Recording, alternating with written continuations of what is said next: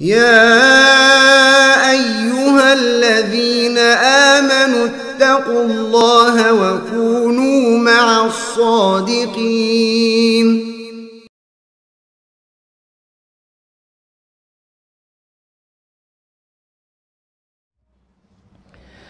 Oleh itu Nabi SAW mengatakan ma yanqusu malun min sadaqah. Harta itu tak pernah berkurang dengan sedekah. Nabi bukan hanya sekedar berbicara, Nabi langsung melaksanakan. Ketika ada yang datang kepadanya masuk Islam, seperti diceritakan oleh sahabat, di antaranya Anas bin Malik radhiyallahu taala, diberikannya seorang, yaitu satu gerombolan kambing antara dua gunung, satu lembah. Berapa ikut kambing? Satu lembah berapa ekor? Hah? 200-an. Nah, lembah sedikit, lembahnya itu dua gunung. Yang nak pun aku balu aja ni mata tu. Ya. Yang jelas ratusan kambing.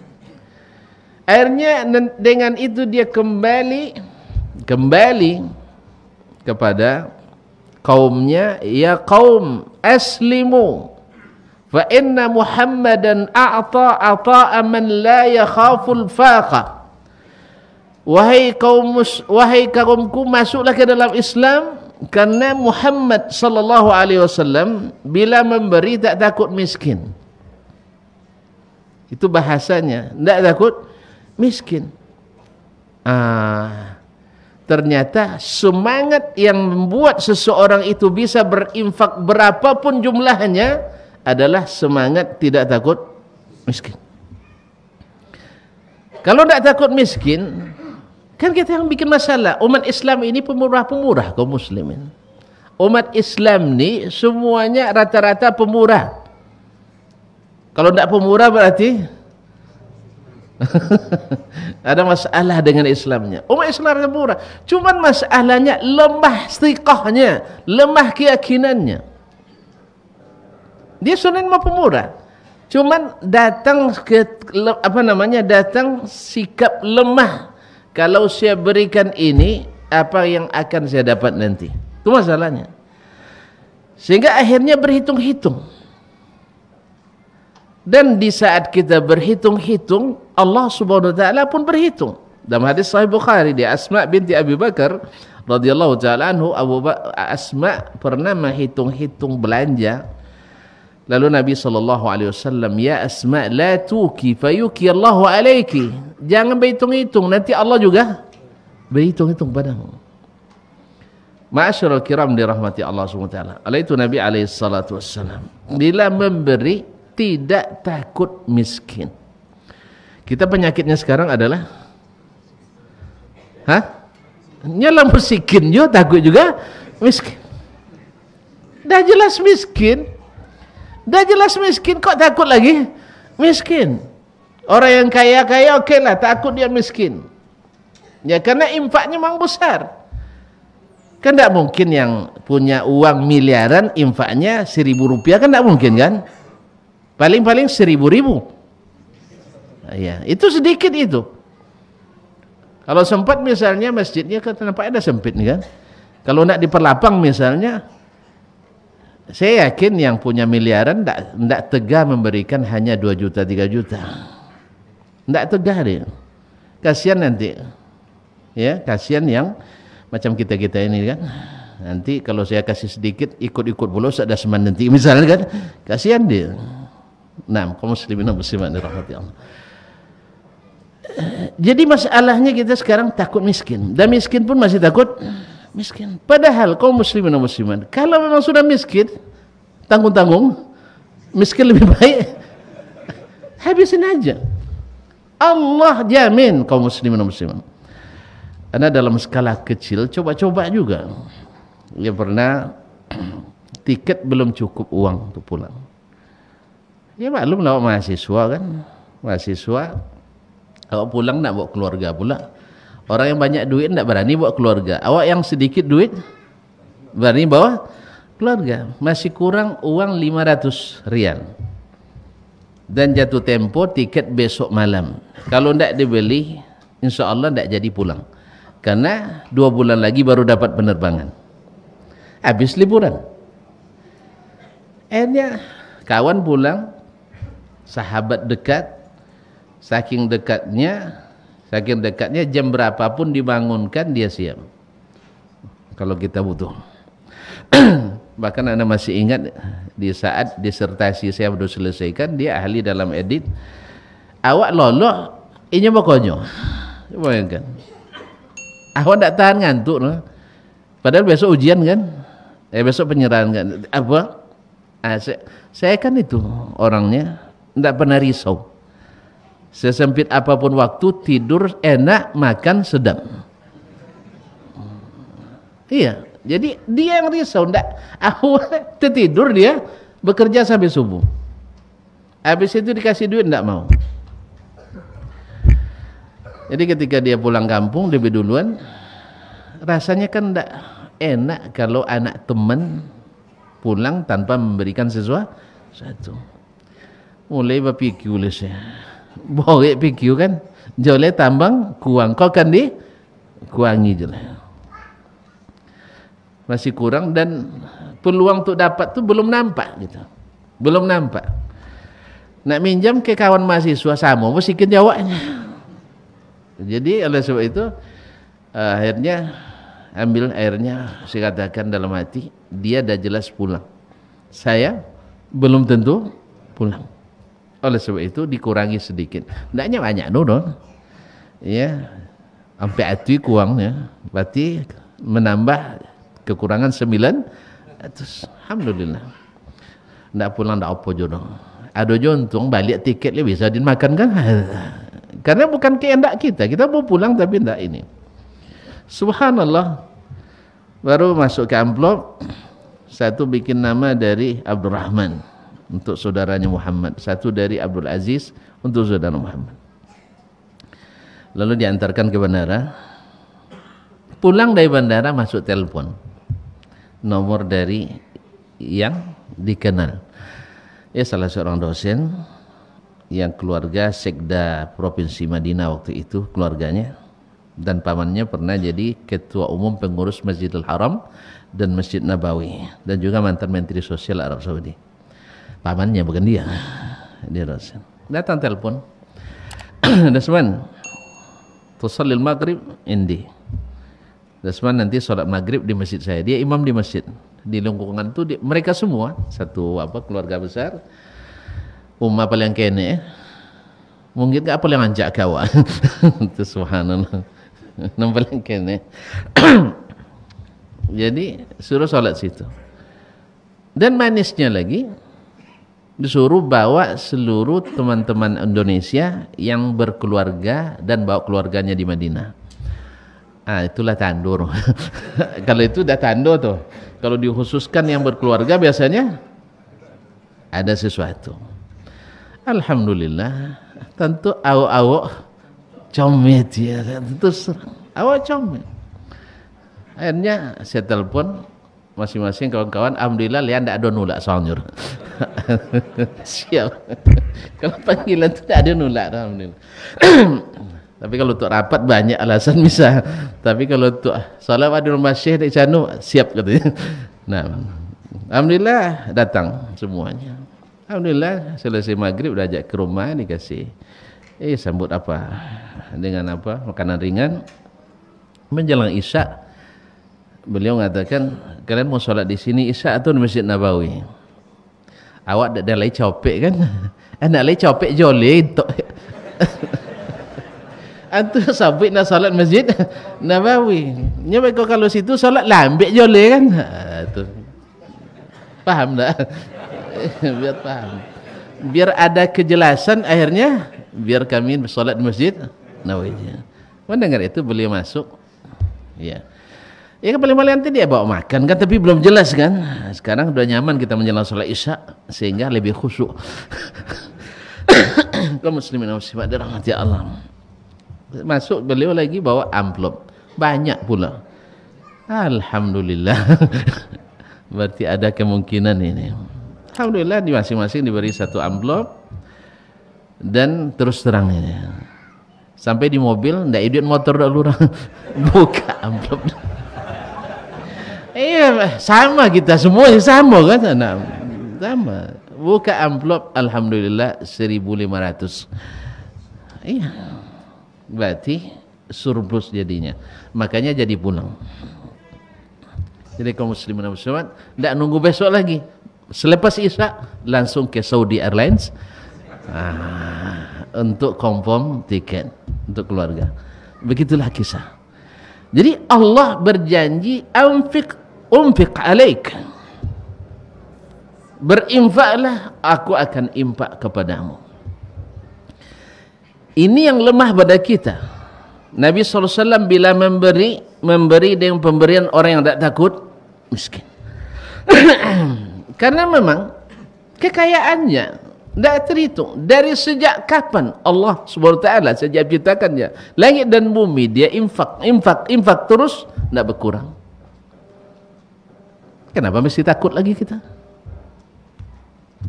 Kenapa mesti takut? Ma'asyarul kiram dirahmati Allah. Dan ini yang dipelajari dan dilaksanakan dan dicontoh oleh para sahabatnya. Nah, tentu kita sudah sering mendengar suatu hari Umar mendapat rezeki, dapat uang. Hari itu dia berniat, hari ini saya nak kalahkan Abu Bakar. Datang ke Nabi bawa setengah, kan banyak. Kalau setengah dari 100 juta 50 juta kan banyak. Nah, sekarang orang dah bisa ngitung-ngitung hasil sekarang, apalagi sawit lagi. Nah, makanya hati-hati yang sudah pernah cerita sawit saya sekian ratus hektar misalnya, hati-hati orang dah bisa ngitung sekarang. Nah, kaum muslimin dan muslimat dirahmatillah. Jadi datang setengah. Nabi tanya, "Madza abqaita li ahlika?" Apa yang kau tinggalkan untuk keluargamu? Dijawab oleh Umar, "Mislahu ya Rasulullah." Aku tinggalkan seperti itu pula. Jadi setengah potong dua. Berat enggak itu sih? Setengah berat enggak? Apalagi semua. Apalagi semua. Tapi sebenarnya siapa yang sudah thiqah, yakin bahwasanya Allah tak akan menyia-nyiakan, baginya tidak berat. Baginya tidak berat. Allah Maha Kuasa. Ya, kita dengan harta paling-paling memuaskan fisik kita, hati kita belum tentu senang. Tapi dengan sedekah Allah beri balasan yang menyenangkan, nyaman, aman. Bahkan mohon maaf, andainya pun Allah uji kita dengan kemiskinan setelah itu, kita pun tidak akan, tadilah tidak takut miskin. Apalagi memang sudah miskin juga, takut miskin. Ternyata Abu Bakar datang bawa semua yang dimilikinya. Artinya harta bergerak yang dia miliki dibawa semuanya. Uang yang dimilikinya. Tentu saja rumah kan enggak kan ya. Kan ketika sebut harta, ya uang yang dia miliki bawa semuanya. Tanya Nabi, "Madza abqaita li ahlik?" Yang kau tinggalkan untuk keluargamu apa? Jawabannya, "Abqaitu lahumullah wa rasulah." Aku tinggalkan untuk mereka Allah dan Rasul. Subhanallah. Ma'asyarul kiram dirahmati Allah. Ini keyakinan Abdurrahman bin Auf rela meninggalkan seluruh hartanya di Mekah untuk bergabung dengan Nabi sallallahu alaihi wasallam. Subhanallah. Dia tidak takut miskin. Padahal orang yang kaya raya. Lalu Allah kembalikan hartanya itu dengan modal nol. Allah kembalikan. Dia tinggalkan, Allah kembalikan.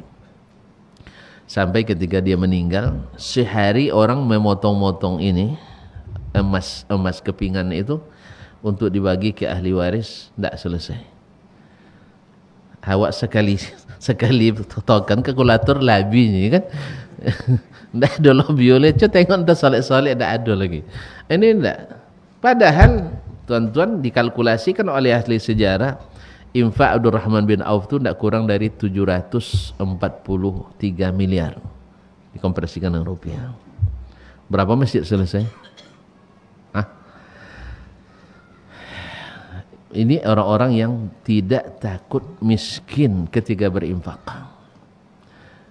Nah, di bulan Ramadan baginda, dan ini Rasulullah SAW, atau maaf, ketika turun ayat lan tanalul birra hatta tunfiqu mimma tuhibbun.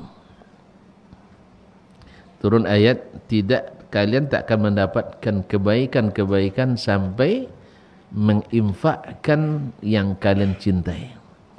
Abu Talha terkenal dengan kebun kormanya, yaitu Bayruha. Orang yang paling kaya di penduduk Madinah adalah Abu Talha Al-Ansari, suami Ummu Sulaim. Mendengar ayat itu turun, dia datang ke Nabi SAW. Ya Rasulullah, inna ahabba amwali Bayruha.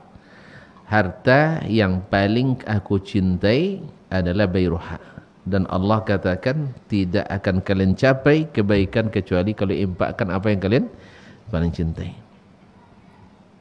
Karena Allah katakan, ya ayyuhallazina amanu anfiqu min thayyibati ma kasabtum, dari yang baik-baik dan yang dicintai. Maka dia katakan, saya jadikan itu fi sabilillah. Lalu Nabi katakan, ara an taj'alaha fi qarabatik atau fil qarabah. Baiknya kau infakkan atau kau wakafkan untuk karib kerabat.